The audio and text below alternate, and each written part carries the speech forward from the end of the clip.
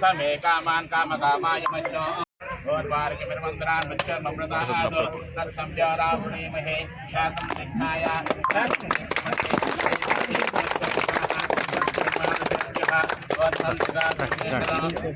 अस्मद्पदे एषं चतुष्पदे ओं शान्ति शान्ति शान्तिः सहस्रशीर्षः पुरुषः सहस्राक्षसहस्रपादो सभों विश्वदा वृत्वा अष्टदिष्टदिशाङ्गल पुरुष एवेदकं सर्वं यद्भूतं यच्च भयः उताम्रोदत्तशेष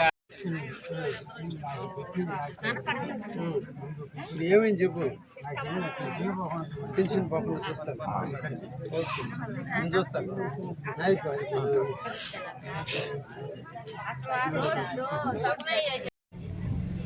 దేవదత్త మండలంలోని 3 గ్రామాల్లో ఉన్నటువంటి సిమెంట్ రోడ్లు ప్రారంభించాలి.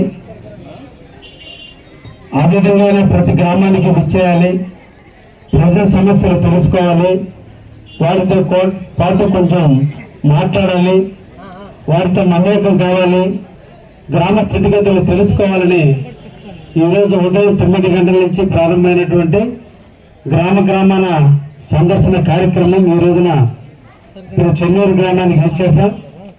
అడుగడుగున ప్రజల నీరాజనాల మధ్య, ప్రజల స్వాగత సత్కారాల మధ్య, తెలుగుదేశం జనసేన బీజేపీ కార్యకర్తల ఆనంద డోలికల మధ్య ఈరోజు ప్రజలందరూ పేద బడుగు బలహీన వర్గాలను హక్కును చేర్చుకుంటే వీళ్ళందరి సహాయ సహకారాలతో ఈ ప్రాంతం అభివృద్ధి చేసేదానికి నాకు అవకాశం కల్పించిన దళదండి మండల ప్రజానికానికి అందరూ కూడా పేరుపడిన ధన్యవాదాలు, శుభాకాంక్షలు తెలియజేస్తూ,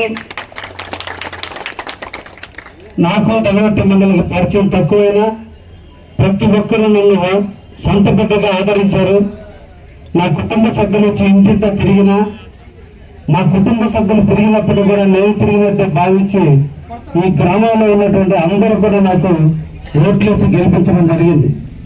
రాజకీయాల్లో బాబు 2 నిమిషాలు ఆపడం ఏం కాదు. రాజకీయాల్లో ఒడిదుడుకులు ఉంటాయి, ఇబ్బందులు ఉంటాయి. అయినప్పటికీ కూడా నేను కూడా పేద కుటుంబం నుంచి వచ్చా, వ్యవసాయ కుటుంబం నుంచి వచ్చా. వ్యవసాయ కుటుంబీకుల యొక్క కష్టాలు, బాధలు, ఇబ్బందులు అన్ని కూడా తెలిసిన వ్యక్తిని, వ్యవసాయదారుల యొక్క బాధలన్నీ తెలిసిన వ్యక్తిని. కాబట్టి మొట్టమొదటి నేను ఎమ్మెల్యే నాటి నుంచి నేటి వరకు కూడా ఈ 9 నెలల కాలంలో రాష్ట్రంలో కావచ్చు, మన నియోజకవర్గంలో కావచ్చు, జిల్లాలో కావచ్చు, నిరంతరం రైతుల అభ్యున్నతి కోసం, రైతుల అవసరాలు ఏవైతే ఉన్నాయో వాటిని పర్యవేక్షిస్తూనే ఈరోజు గ్రామాలన్నీ అభివృద్ధి చేయాలి, గ్రామాలన్నీ కూడా పట్టణాలుగా మారాలి. పల్లెలు అంతరించిపోతున్నాయి, పల్లెల్లో ఉన్నటువంటి ప్రజలందరూ పట్టణాలకు వెళ్తున్నారు. పల్లెల్లో వలసలలో పరిస్థితి వచ్చింది. కొంతకాలానికి భూమిని సాగుబడి చేసేటువంటి వ్యక్తులు కూడా దొరకని పరిస్థితి వస్తుంది.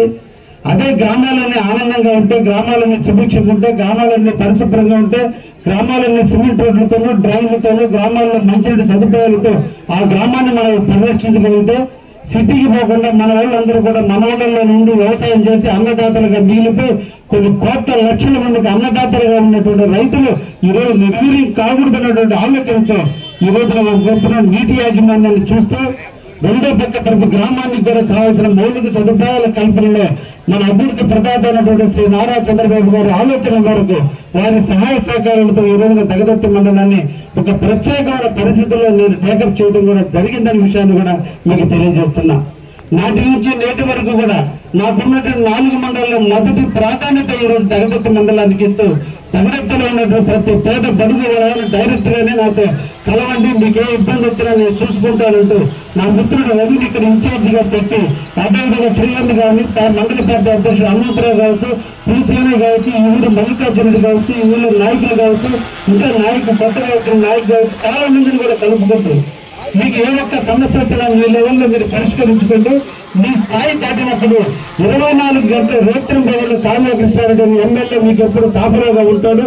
ఈ ప్రాంతాన్ని పరిరక్షించుకోవడానికి నిరంతరం కూడా మీతో ప్రజలతో ఉండే విధంగా నేను ఉంటున్నానన్న విషయాన్ని కూడా మీకు తెలియజేస్తున్నా. నా వ్యాపారాన్ని పక్కన పెట్టా, నా వ్యాపార సామ్రాజ్యాన్ని పక్కన పెట్టా, నా భార్య బిడ్డలకి చెప్పా, నేను ఎమ్మెల్యేగా ఉన్నంత కాలం నిరంతరం ప్రజల కోసం ఉండాలి, ప్రజల కోసం పెరగాలి, ఆఖరి నా ఊపిరి కూడా ప్రజలతో పోవాలి తప్ప రాజకీయాలు నిర్వహిస్తున్నాను. అందుకని నా రైతు బిడ్డలు కాబట్టి సోమశిల కాలం పూడికి తీల గత 5 సంవత్సరాల నుంచి పూడికి తిరిగిన కారణాల వల్ల సోమశిల నీళ్లు 900 క్యూసెక్ల నీళ్లు వచ్చే పరిస్థితి ఉంటే ఈరోజు 600 క్యూసెక్ల నీళ్లు రాక రైతుల బలాలు గట్ల మీద రైతుల బలంలో తిరగాల్సిన పరిస్థితి వస్తే దాన్ని వేయగట్టు 3,83 లక్షల రూపాయలు కావలి కాలువకు తీసుకొచ్చి టెంపరీగా మరమ్మతులు చేసిన రైతులందరికీ ఏ ఒక్కరు కూడా రైతుల పొలాల మీదకు పోయి గట్లు కట్టి నీళ్లు తెచ్చుకునే పరిస్థితి రాకుండా ఇబ్బందికర పరిస్థితి లేదు. దానితో కూడా 2 దేవుడు మనకు కరుణించాడు. చెరువులన్నీ నిండిని, అదేవిధంగా సోమశిలలో 70 టీఎంసీ నీళ్లు అన్ని కలగలిపి కావాలని ఏ ఒక్క రైతు